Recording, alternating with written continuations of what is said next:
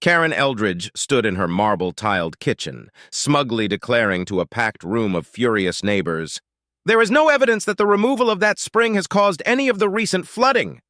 She barely got the last word out before her floor exploded. Literally. A sharp crack echoed through the community center's live-streamed emergency HOA meeting as a geyser of groundwater punched through the baseboards of her million-dollar home. The live stream froze on the image of water spraying upward, soaking Karen's legs, sending porcelain tile flying. A collective gasp swept through the crowd just as one of the board members' phones buzzed. "Your house is flooding too." I stood at the back of the auditorium, soaked to the ankles from runoff, arms crossed. Elena gripped my sleeve. "This is it," she whispered. "They're finally seeing it." For months, they called me dramatic. For weeks, they ignored the rising moisture levels, the overworked sump pumps, the warped floorboards. But now, water didn't care about HOA bylaws. It had found the path of least resistance, through Karen's granite countertops and into every lie she'd built her little empire upon. "Everybody out!" she screamed, panic rising as her cabinets began to swell and pop. A waterfall gushed from the corner of her kitchen. The camera caught it all. Her drenched pantsuit, her wide, incredulous eyes, the screams of assistants trying to save HOA laptops from drowning in irony. That's when Harold, the usually silent HOA treasurer, stood up. Hands shaking, he raised a manila folder like it was a holy relic. "I can't stay quiet anymore," he said, voice dry as cracked soil. "Karen's been lying to all of us, and I have the records to prove it." Gasps. Phones shot up. Someone from the local news screamed, "Get this on tape!" Karen lunged for him like a predator in stilettos, but Harold stepped back, flipping open the folder to reveal a spreadsheet I knew well. One I had printed myself, highlighting every illegal payment to her brother-in-law's fake drainage company. "You think this proves anything?" Karen hissed, face blotched red with fury and water spray. "This is a witch hunt. I've done more for this neighborhood than anyone."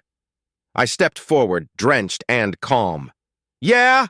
Then maybe you'd like to explain why your licensed surveyor was suspended for fraud, or why you pushed this project through without a single environmental review."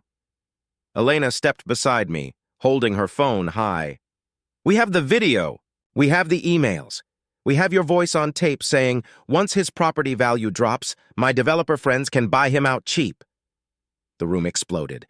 People screamed. Board members ran for the exits. Karen froze as the feed cut to black, a perfect metaphor for the end of her reign. Let's rewind. Let's go back to the moment this all started, with a single sheet of paper that said, "You have 30 days to eliminate the water source or face daily fines of $500.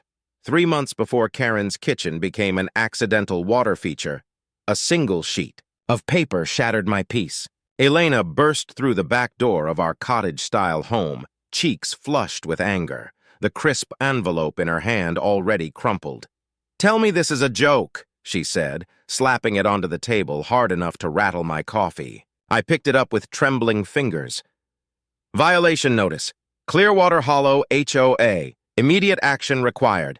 The natural spring on your property has been classified as a flooding hazard. Remove water source within 30 days or face daily fines of $500. I read it 3 times. The words didn't change. The spring, the one that had run on my family's land for over 100 years, was being labeled a threat. Karen Eldridge had been HOA president for just 6 months, but her hunger for control had become infamous. I remembered the first time she walked the neighborhood, clipboard in hand, stopping at every driveway, every fence line. When she reached our lot, she had looked at the bubbling pool nestled under the willows and wrinkled her nose. "That muddy puddle?" she had said with a dry laugh. "It's dragging down property values." What she didn't know, or didn't care to learn, was that this puddle was a vital part of the area's ecosystem. My grandfather built the stone pathways around it after returning from the war.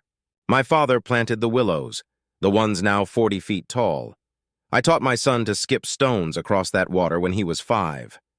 That spring wasn't just water, it was memory, legacy, lifeblood.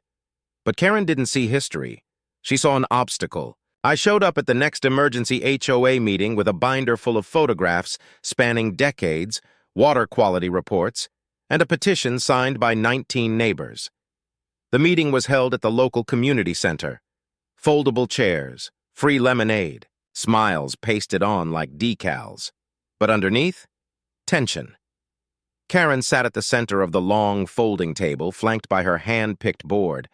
Dale, my longtime neighbor, was there too, avoiding my eyes. "We appreciate Mr.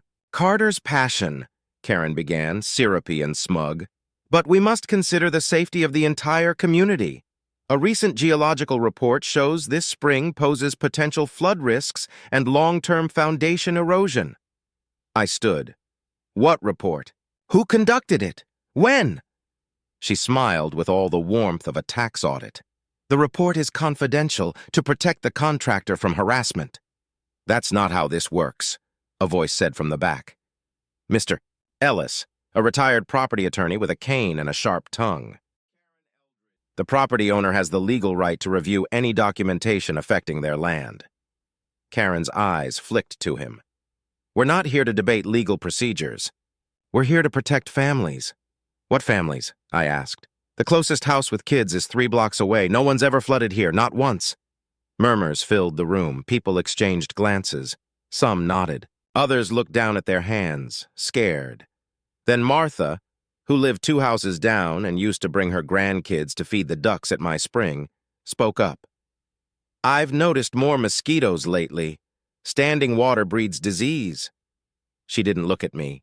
I could feel my stomach sink. That's when it hit me. This wasn't about water. It was about power. Karen was leveraging fear, flooding, property values, health, to manipulate votes. And Martha? She'd been promised something. An extension?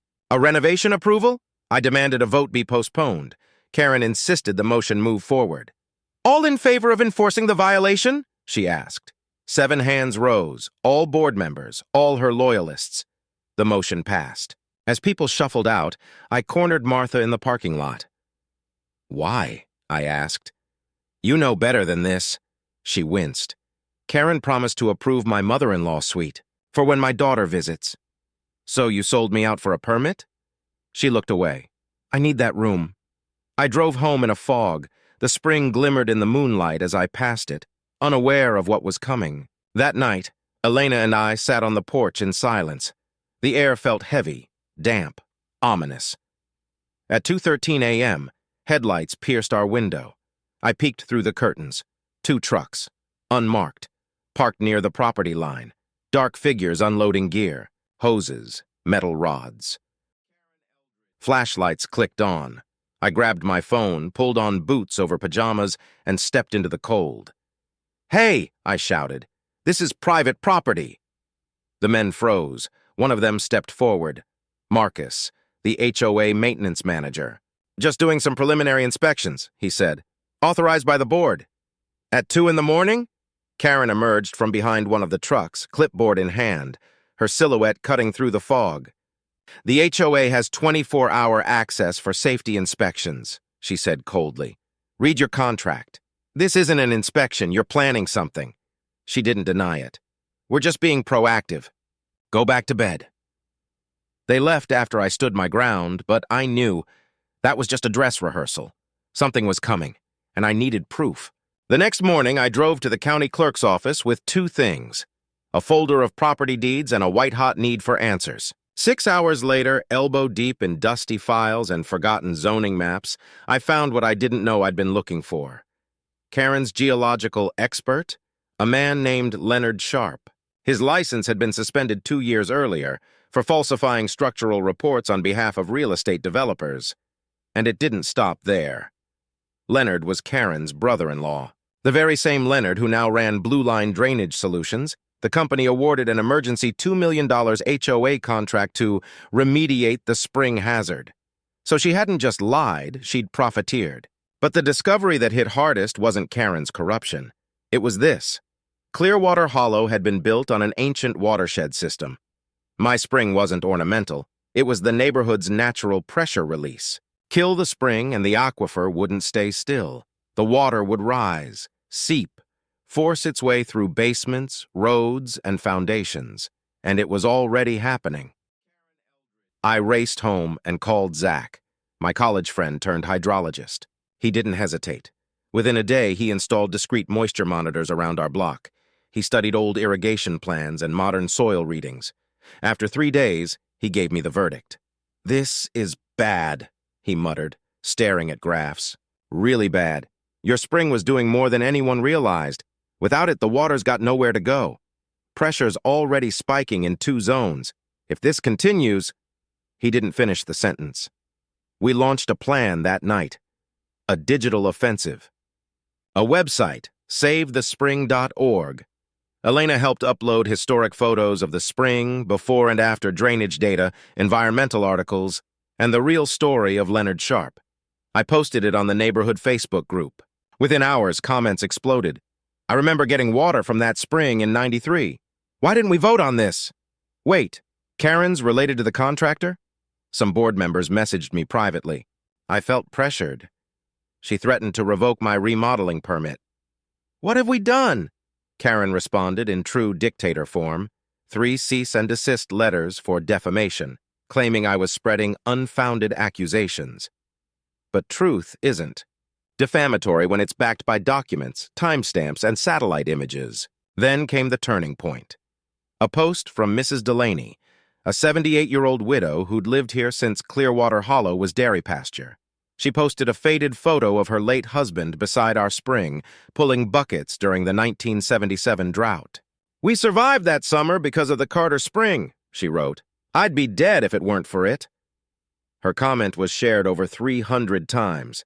The tide was turning, but Karen wasn't finished. That same week, I received a call. Blocked number. A voice distorted through software. "Take the site down, or regret it." That night, I heard the pumps. I bolted outside to find them again, this time not just inspecting, but draining. Long black hoses coiled into the spring bed like vipers. Loud diesel pumps roared. Karen stood at the edge in a fleece jacket and designer boots, arms crossed, watching water disappear into the storm drain. "Stop this!" I shouted. "You need a permit!" She turned slowly. "Emergency order. Article 7, Section 3, safety hazard." She held up a document signed by a local judge, probably one of her wine club buddies. I grabbed my phone. Elena was already filming. "This is criminal!" she growled from beside me, her voice shaking. Marcus, the maintenance manager, tried stepping between us. "Ma'am, we need you to stop recording." "This is my land," I shouted. "That spring is protected by legacy law. You can't just—" But it was already gone. By noon, the water had vanished. What remained was silence, a crater of cracked mud, the trees around it starved and drooping. Lily pads shriveled into rubbery scraps. A family of ducks circled the edge in confused spirals. That night, I sat in my garage with Zach, analyzing the pressure readings. He looked up grimly. "If we don't act now, this whole neighborhood could sink." The first basement flooded 3 days later. It was the Johnsons, 6 houses down. They'd just finished remodeling. New floors, custom cabinets. Now 3 inches of groundwater soaked everything. Their sump pump had shorted out overnight, and the damage? Not covered. The insurance company called it natural groundwater intrusion, which they labeled an act of man, not of God. Then it happened to the Garcias, then the Dawsons, then Dale, the same Dale who voted yes at the board meeting, who'd avoided my eyes while Karen smiled and held court. His basement flooded knee-deep, swallowing his vintage model train collection. I watched from my porch as neighbors scrambled to install pumps, lift rugs, haul out furniture. The irony was thick. The very water Karen tried to erase was now pouring into every home she claimed to protect. Zach's monitoring data told a chilling story. The aquifer was angry. Without my spring's natural outlet, pressure was building underground like a shaken soda can. And the neighborhood?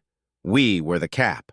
I tried again to bring the data before the HOA, but Karen had changed the rules. "Only board-approved agenda items," she chirped, tapping her gavel with extra flair. So I went bigger. We called the local news. We invited reporters to the spring site, now a lifeless pit of cracked earth surrounded by dying trees. Elena handed them before and after video. Zach walked them through the readings, and I gave them the hook. The HOA drained a vital water system, and now our homes are drowning because of it.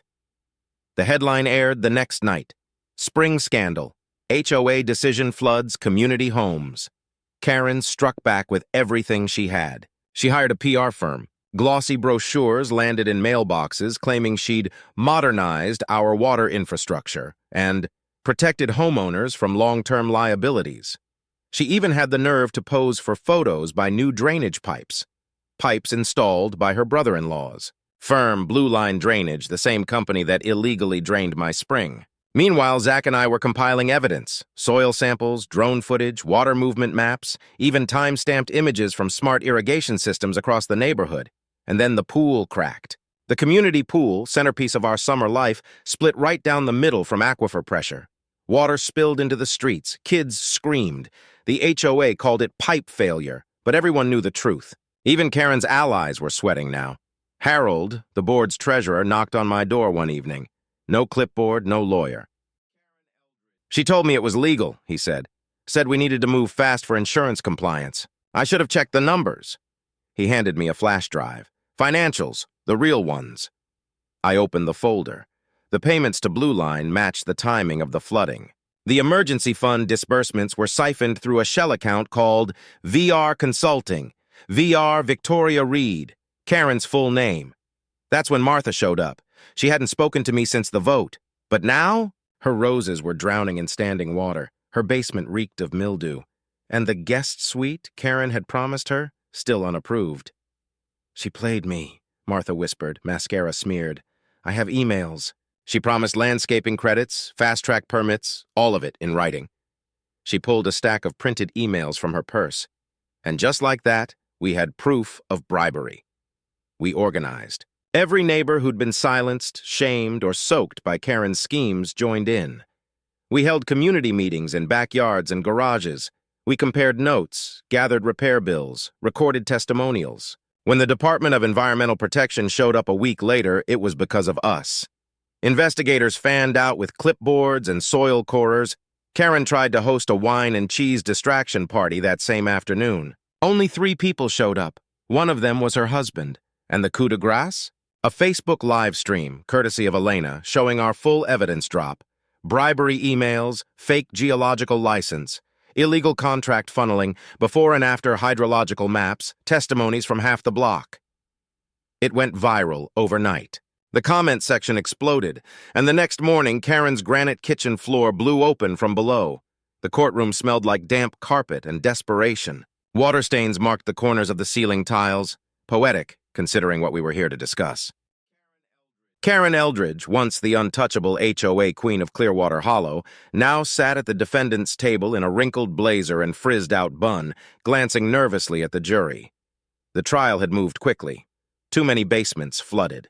Too many files leaked. Too many residents angry, broke, and ready to talk. I was called as the first witness.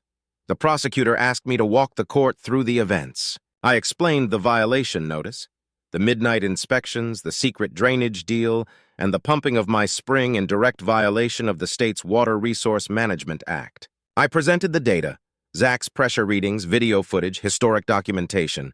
The jury listened silently. Then came Martha. She stood with shaky hands but steady words.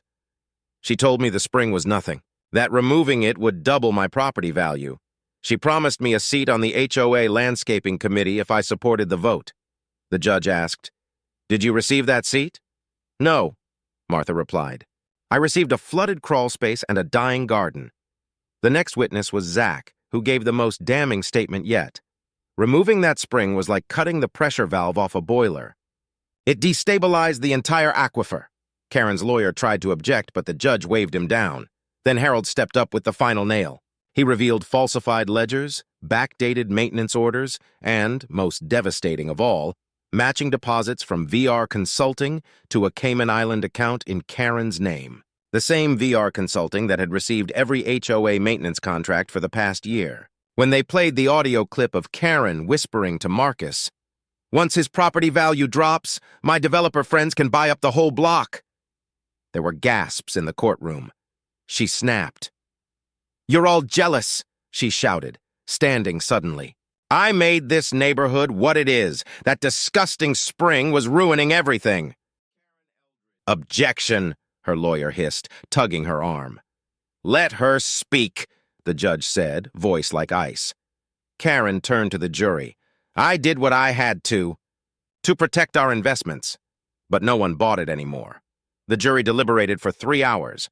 Verdict guilty on all counts: fraud, conspiracy, environmental sabotage, bribery, and misuse of community funds. Sentencing: 15 years in federal prison. All personal assets seized to begin restitution. The cameras outside waited. A reporter shoved a mic in my face. "How do you feel now that it's over?"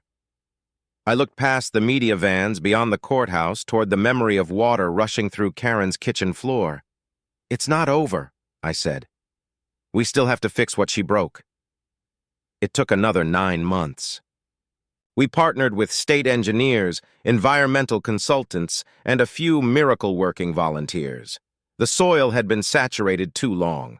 Mold ran wild through dozens of homes. But slowly, house by house, the neighborhood began to dry out. The spring, too, was reborn. It wasn't as simple as digging a hole. The aquifer had to be rebalanced. The stone channel uncovered during restoration, originally built by indigenous communities long before Clearwater Hollow, was integrated into the design. With the help of Dr. Clearwater from the Tribal Conservation Council, we honored that history and learned from it. The new spring flowed wider, slower, but steadier than ever before. We held a reopening festival the following spring. Local kids waded through the shallows with nets and laughter. Retired residents brought folding chairs. Elena and I stood at the edge, hand in hand, tears in our eyes. Martha, now the newly elected HOA president, stood before the crowd with a revised charter in one hand and a mason jar of clear spring water in the other.